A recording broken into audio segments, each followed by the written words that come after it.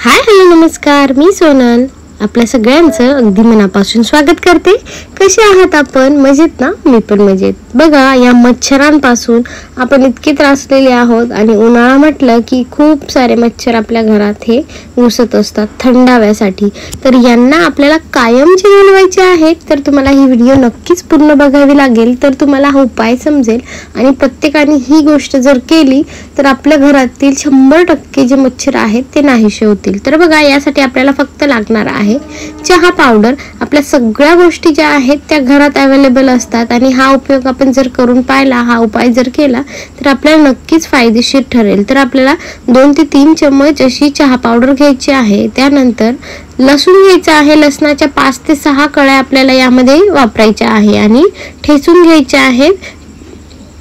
छान असे ठेचायचे, जास्तही बारीक करायचे नाही, जास्तही जाड करायचं नाही, फक्त क्रश होईल, दाबला जाईल इतकं आपल्याला त्याला ठेचायचं आहे। त्यानंतर त्याला चहा पावडर मध्ये मिक्स करून द्यायचं। बघा, या ठिकाणी मी चहा पावडर 2 ते 3 चम्मच घेतलेली आहे। जर तुम्हाला जास्त बनवायचं असेल तर प्रमाण तुम्ही कमी किंवा वाढवू शकतात। बघा, या ठिकाणी आपण लसूण घेतला, लसूणला मिक्स केलं। त्यानंतर आपल्याला घ्यायचे आहे बघा कापूर। 2 कापूरच्या वड्या घेतलेल्या आहेत, कारण मी कमी बनवत आहे, तुम्ही जास्तही टाकू शकता। कापूर हे अगदी छान असतं आणि आपल्या घरात हे सुगंध पसरवत असतं आणि आपल्याला मच्छर पळवण्यासाठी तर अगदी उपयोगी आहे। तर बघा, या ठिकाणी आपण घेतलेले आहे 7 ते 8 लवंगा। तुम्ही लवंग घेऊ शकता, मिरी घेऊ शकता, दोघांपैकी एक आपल्याला नक्की घ्यायचं आहे। यातून दोघांपैकी एकही गोष्ट स्किप करायची नाहीये। तुमच्याकडे दोघांपैकी एक तरी हवं आणि असतंच प्रत्येकाच्या घरात खडा मसाला, त्यामुळे आपल्याला भेटून जातं। यालाही छान असं क्रश करून घ्यायचं आणि त्यामध्ये मिक्स करून द्यायचं। बघा, हे सगळं मिक्स केल्यानंतर आपल्याकडे जर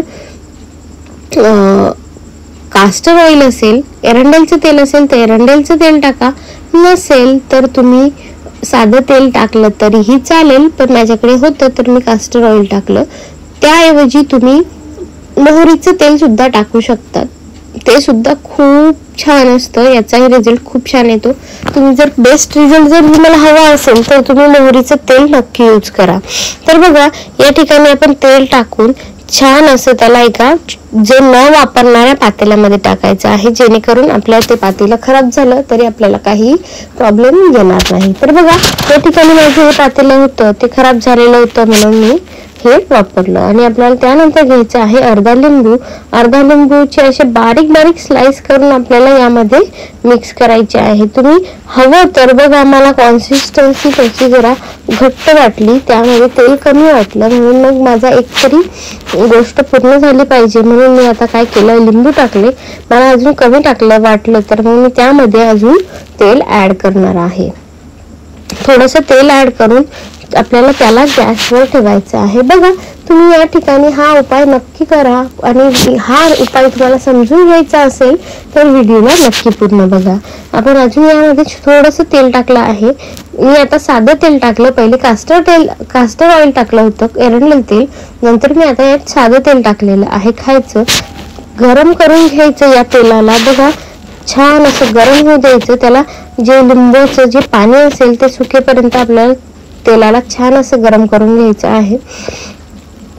त्यामधलं सगळं पाणी आटून जाईल आणि फक्त तेल तेल राहील हे आपल्याला करायचं आहे। बघा, छान असा धूर होऊ द्यायचा, जेणेकरून जेही मच्छर असतील तेही मच्छर गायब होऊन जातील। तेलाला छान जळू द्यायचं आहे।